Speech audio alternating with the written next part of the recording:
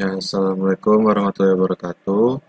Pada kesempatan kali ini saya akan menjelaskan tentang material plastik dari Sarjana Terapan Teknik Mesin Produksi Perawatan Politeknik Negeri Semarang.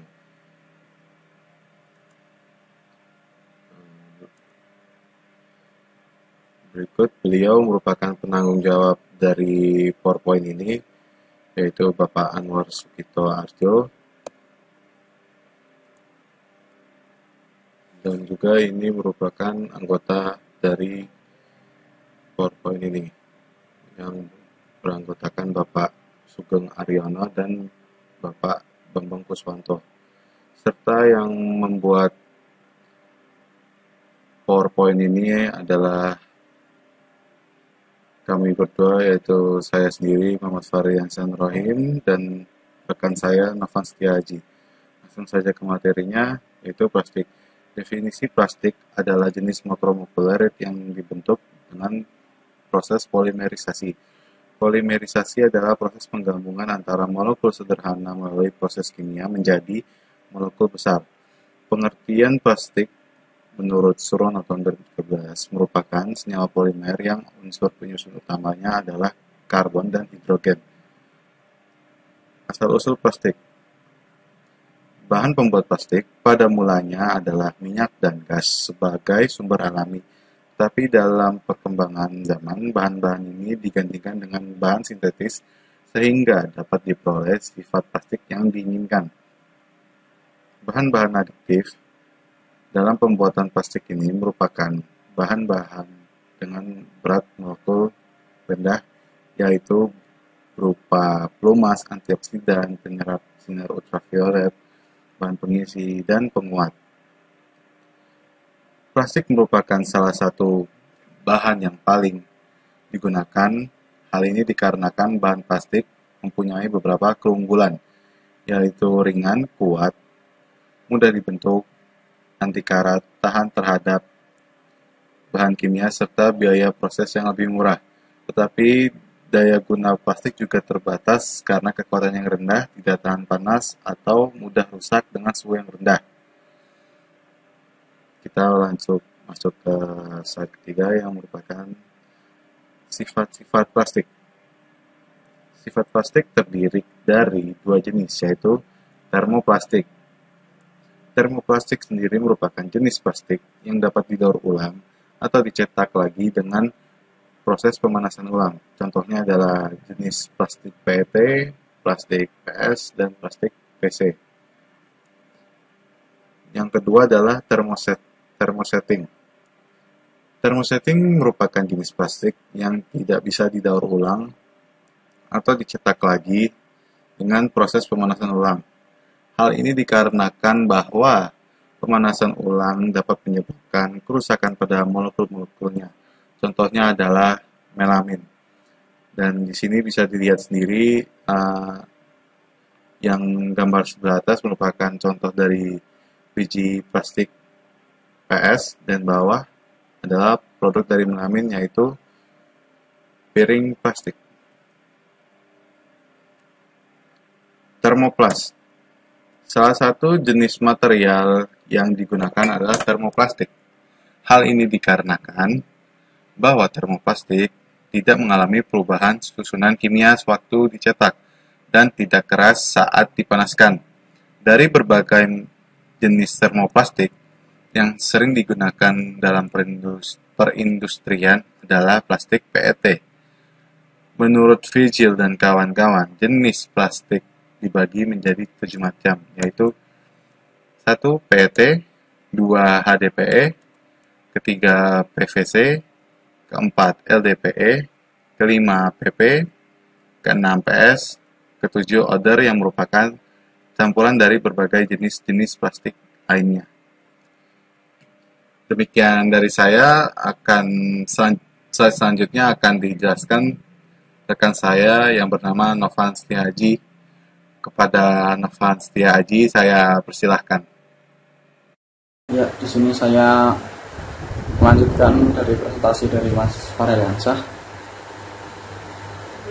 Saya melanjutkan mulai dari jenis-jenis atau contoh-contoh untuk plastik yang sering digunakan di industri kita. Yang pertama itu ada PET. PET atau PT merupakan plastik dengan kode 1. Jenis plastik ini memiliki banyak digunakan untuk botol minuman seperti botol air mineral dan botol jus. Botol ini direkomendasikan untuk botol yang satu kali pakai, jadi tidak bisa digunakan lagi. Gunanya sebagai bahan dasar botol kemasan sampai 30% pemakaian di dunia. PET juga digunakan sebagai serat sintetis atau polyester yang mencapai 60% pemakaiannya di dunia. Karakteristiknya berwarna jernih atau transparan dan tembus pandang, lihat, kuat, dan tahan panas. PET memiliki dimensi yang stabil dan tidak beracun. Terus selanjutnya ada HDPE. HDPE ini adalah high density polyethylene. Dia salah satu plastik yang aman digunakan karena mampu mencegah reaksi kimia antara kemasan plastik berbahan HDPE dengan makanan atau minuman yang dikemasnya. HDPE memiliki sifat bahan yang lebih kuat, keras, buram, dan lebih tahan terhadap suhu tinggi. Dan penggunaan HDPE ini tergantung dari produk yang dihasilkan. Salah satunya adalah botol susu terbuat dari HDPE dengan titik leleh yang rendah. Hasil daur ulangnya dapat digunakan sebagai kemasan produk non-pangan seperti sampo, kondisioner, pipa, ember, dan lain-lain. Ini di presentasi dapat dilihat ini digunakan untuk kemasan pembersih, kayak pembersih lantai gitu, dan deterjen cair seperti itu. Selanjutnya ini ada PVC. PVC yang kita tahu sendiri di kehidupan sehari-hari, biasanya itu di pralon, pipa-pipa, sampingan air seperti itu. Polyvinyl klorid merupakan salah satu bahan baku plastik yang bersifat termoplastik.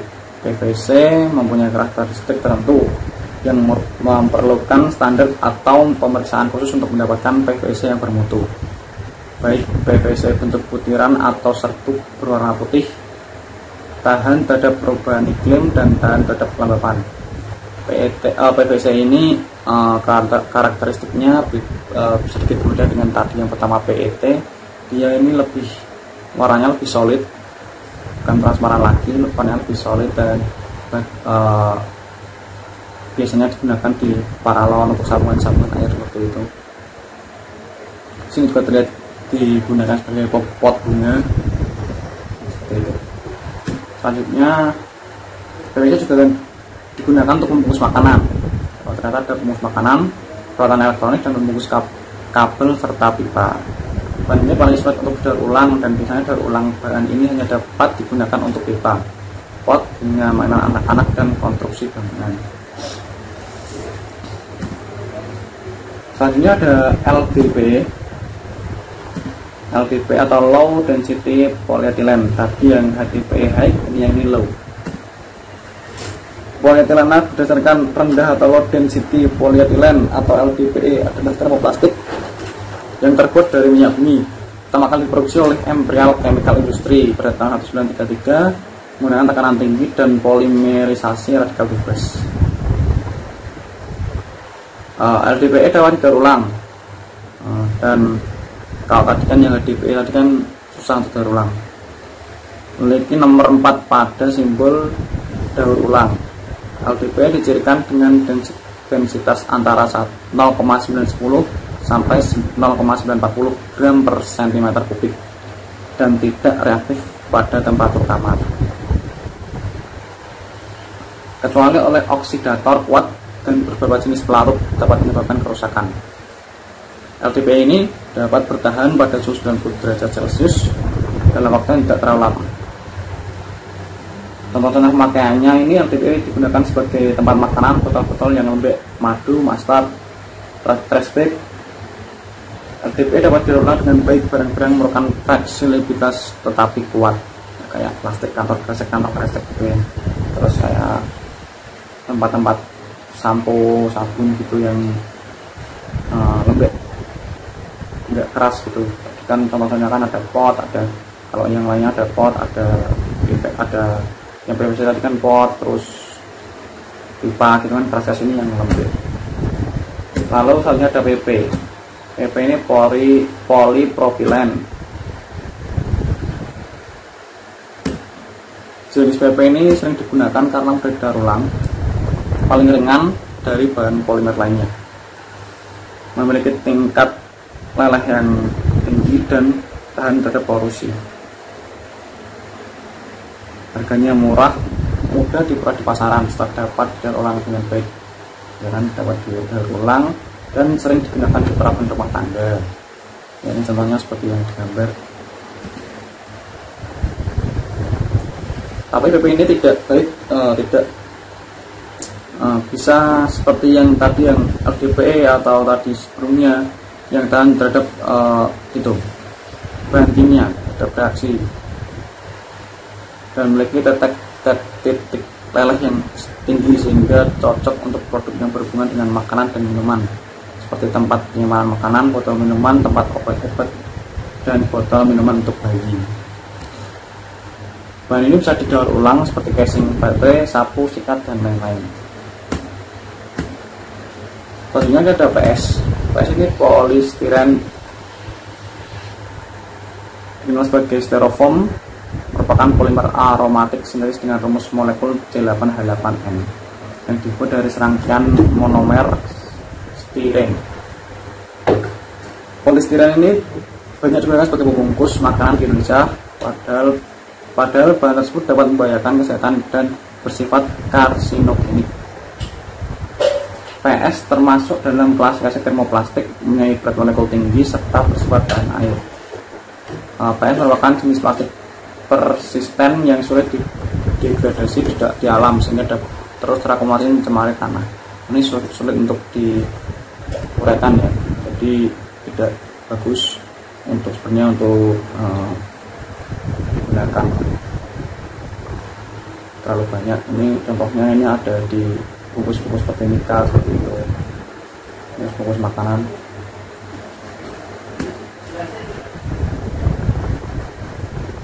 PS biasanya ini dipakai tempat makan seperti styrofoam, tempat minum sekali pakai, tempat CD, karton, tempat telur, dan lain-lain.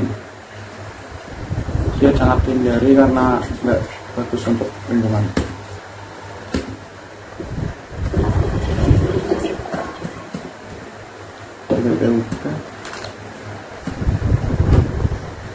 Yang lain, PVC atau polikarbonat dan plastik multilayer. Plastiknya terbuat dari bahan yang tidak termasuk 6 golongan yang lainnya atau terbuat dari lebih dari satu jenis resin dan digunakan dalam kombinasi bermacam-macam lapisan. Bahan-bahan yang dipakai adalah PC, SAM, dan ABS. Bahan ini tidak menguntungkan dari segi ekonomi karena tidak ada pasaran yang menerima produk jenis ini. Pas waktu memilih wadah makanan yang memakai produk ini, dia memiliki sifat sertifikasi food grade dikarenakan bahan-bahan yang digunakan mengandung sifat kimia sehingga berbahaya untuk dikonsumsi. Jadi dikurangi untuk tidak digunakan untuk kemasan makanan. Ini simbolnya yang nomor 7.